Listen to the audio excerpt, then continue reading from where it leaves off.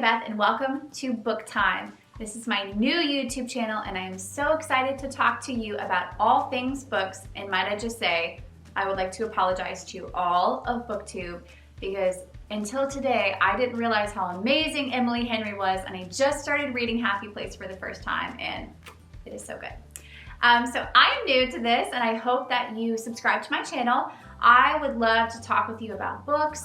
I would like to talk to you about things that inspire me. I would love to talk to you about parenting. I kind of want this channel to just be a catch-all for all the things that I love and love to talk about. I'm also a person of faith and I would love to talk about my faith with you. I would like to talk about personal journeys I've been through, so just everything. This is a catch-all channel where we can talk about everything and anything and we can just be friends. So today I'm going to be doing a BookTube newbie tag. And there are some questions that I'm going to answer for you so you can get to know me a little bit better. All right, so number one is, why do you love to read? I would say a lot of people would probably say they love to read because they like to escape their reality and go into different realities.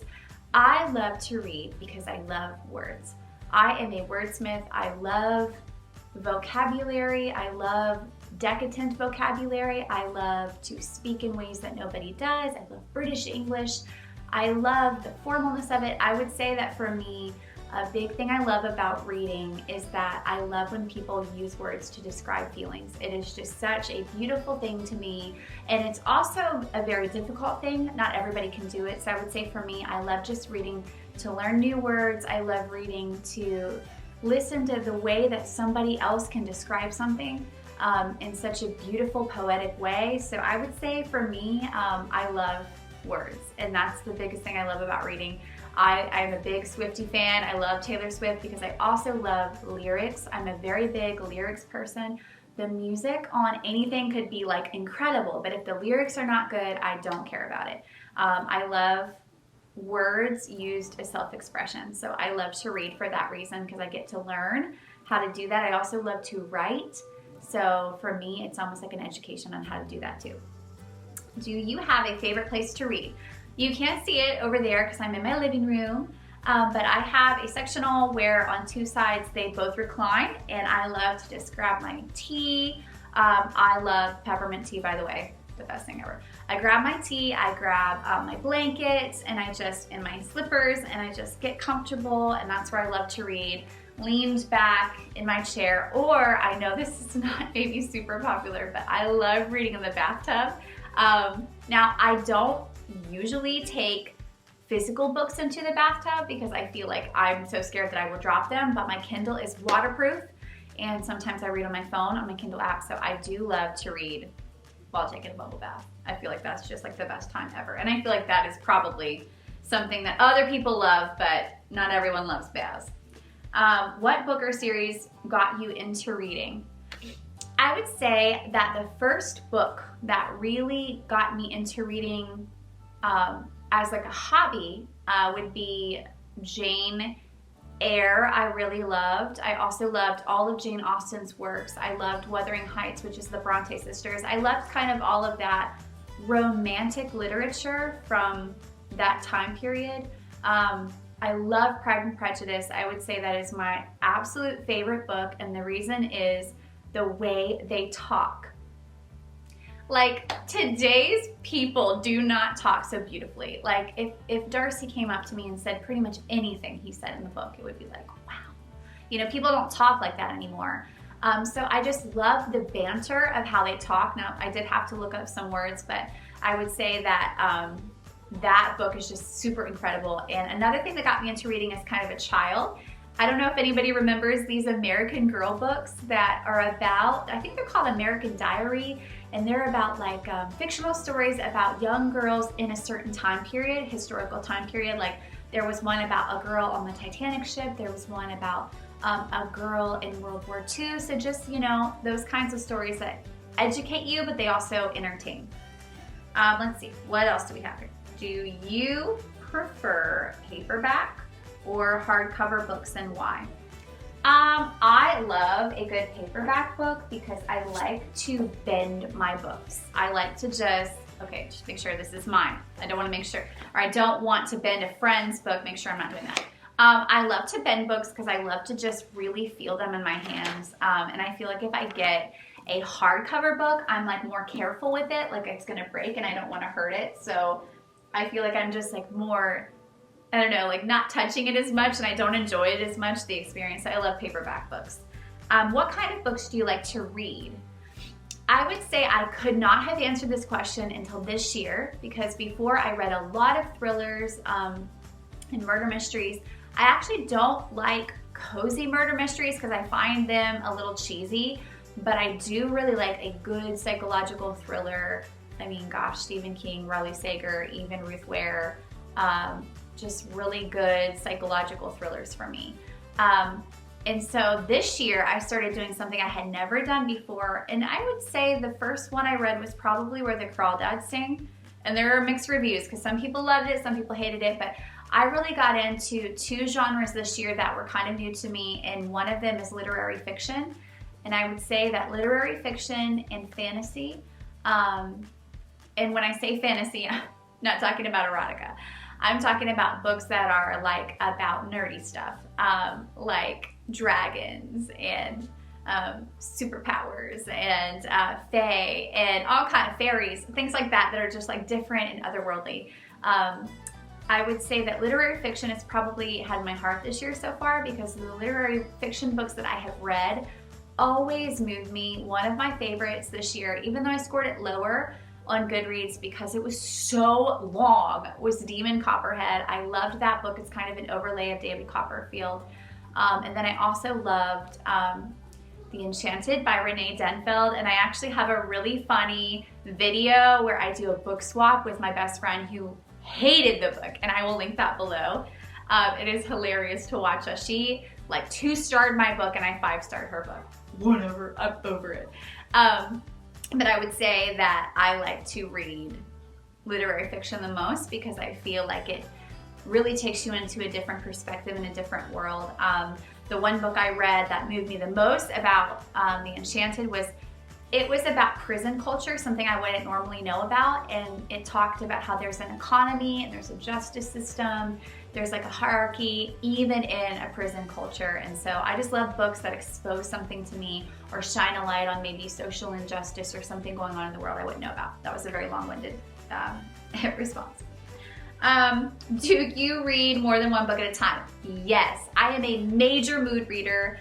I can read up to 6 books at a time. I love having options, and I love to read based on my mood. So I might jump from like a psychological thriller to a fantasy book to a rom-com. I always need a pretty good palate cleanse in there. I feel like rom-coms are just so wonderful to have, just because you can read a rom-com and it just makes you feel so light and airy and romantic.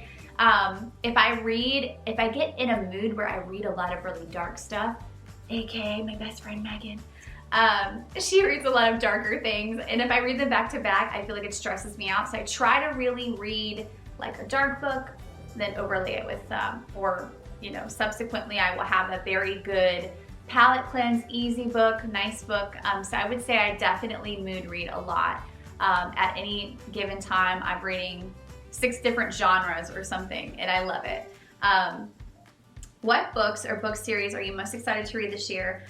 I don't remember who wrote it or all of the books in the series, but I know that one I'm very excited to read is Red Rising.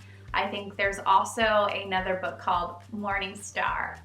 It's just a really exciting book. Everyone says that the series is really, really good. I think Red Rising was like the best in the series, so I'm really excited to read that one. I'm also excited to read The Serpent in the Wings of Night, which everybody has read, and I feel like there's mixed reviews, so I'm kind of wondering how that goes. There's 3. I think there's a novella and then there's 2 books. So I'm excited to read that series. And then my best friend Wendy gets on to me all the time about reading Tog. I just discovered Sarah J. Maas this year. I loved A Court of Thorns and Roses. Loved it. I did not love the one about winter, but I loved the others. Book 2, if you love book 2 and it's your favorite, comment below. Love book 2. I would say Sarah J. Maas like blew up my world. I had never read anything like that. Also, I read Fourth Wing this year, Rebecca Yarros, my first romantasy, and it was just so exciting. So I would say that Tog, Throne of Glass, if you didn't know what that was, because I did when I first heard Tog. Everybody was like, Tog, Akatar, and I'm like, what is that? I had to look it up. But Throne of Glass, definitely a must read. I read the first one already, Assassin's Blade, and it was so good. I love Selena, I think her name is, and I like her so much better than Feyre. Don't tell anybody. I just found Feyre to be a little lacking sometimes, and that's A Court of Thorns and Roses. That's the heroine in that book. Do you read books and why? Not really. I went through like a weird phase in high school where I reread The Shack a lot during winter time because I felt like it was a good wintry read, but I kind of feel like if you read a book, just like if you listen to a song or you watch a movie, like that first time impression or a quote on that book will just indelibly imprint you. You won't need to go back and read it constantly. I feel like I remember quotes from books from years ago, and I feel like I've pretty much probably got out what I wanted to from the book if I remember a certain quote or a certain theme in the book that moved me, and so I don't really feel the need to revisit that. But there are some books that I will go back and just look at my Kindle highlights of the quotes. I love the quotes. But I will say that by the way, just about saying quotes, one of my favorite quotes this year was in a Rebecca Sorrell book, In 5 Years. And she talks about how love doesn't need a future, does not need a future. Love does not need a future, it just simply needs to exist. And I thought that was so great because no matter who we're meeting, whether it's a relationship or whether it's a friendship, we always put pressure on it. Like, if I like this person, if I feel a certain way about them, we need to have a future together, and that's just not true. Because you're not always gonna have a future with the people that you love. So I would say another thing I do reread, if I reread anything, it would be poetry. I love poetry and haikus. I didn't used to, but this year I started to. I think her name is Rupi Kaur. She is an Indian woman. I thought I had her book somewhere laying around here. She's an Indian immigrant, I believe her parents were, and all of her poetry is just so rich. And it's about her heritage, and it's about women empowerment, and it's about shining light on so many different themes, and then also about loving yourself and speaking kindness over yourself. One of the things I remember in her book said, yes, you can love and hate someone at the same time. I do it to myself every day. And I just thought that a lot of her insights or thoughts are things that I would think but not know how to put into words all the time. Do you have a monthly budget for books? No. I would say that my husband stresses out. He's always like, what is this Amazon charge? What is this Amazon charge? I try to be really good about books and not overbuying, but there's always that chance that I might. I try to be good with, we have a Besties Buddy book club where we all will invest and we will buy a book from Barnes & Noble or a book from, the store, and then we will pass it around so that that book has a really long shelf life, and then we will donate it or we will sell it on Pango and just reinvest in our book club. So I do think that that has been really great. Like, for example, these two books aren't even mine. They are my friend Talia's books because she has like literally an extensive library. Any book I name off the top of my head, she just knows. So yeah, that's a good way. If you have a bunch of friends who love to read, I'm very fortunate that I do have friends who love to read. You guys can start like a book club and all buy books, and that way, like, if say I like 20 books but I only had to buy like 3 of them, it really helps out to have friends who like to buy books with you. Also, go to Goodwill. I say this all the time. Go to Goodwill, go to Ollie's, go to the Goodwill outlet, the bins. There are so many books that you can find. People typically don't know how to resell books, so they usually just read it and then they just donate it. And then you can find like really good books at those places. What questions would you like to ask your favorite YouTuber? I would say, how do you create content so frequently, in the sense that how do you come up with so many new and exciting things to present to people? I would say that's probably like a challenge. And so reinventing yourself, reinventing your content all the time, just content creators do not get enough credence. They really do work hard, and they really do have such a creative spirit. So I would say I would definitely ask content creators how they do it. My best friend Wendy just started a YouTube channel, and it is Wendy's Inspired Reads. Shameless plug. And she just comes up with all this great content all the time. And so I would say just, getting to know how someone delves into that creative world and their process and what they come up with, I would love to get to know that a little bit more. But I don't want to make this super long-winded.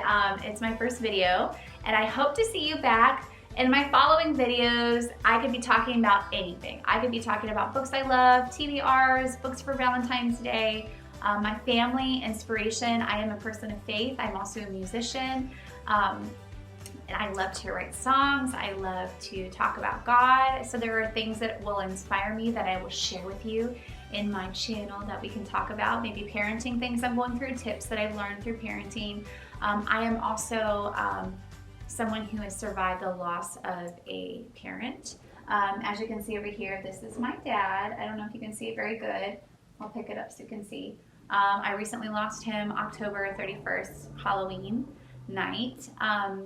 And so I'll talk about grief and what that looks like and how you can deal with that. And I think that there's not really a platform where people talk about that right now in such a candid way. So if that is something you're struggling with, if that's something that you need to talk about, and you find that interesting or the information about that good, please comment below. I would love to connect with you just on that alone and just be there to encourage you.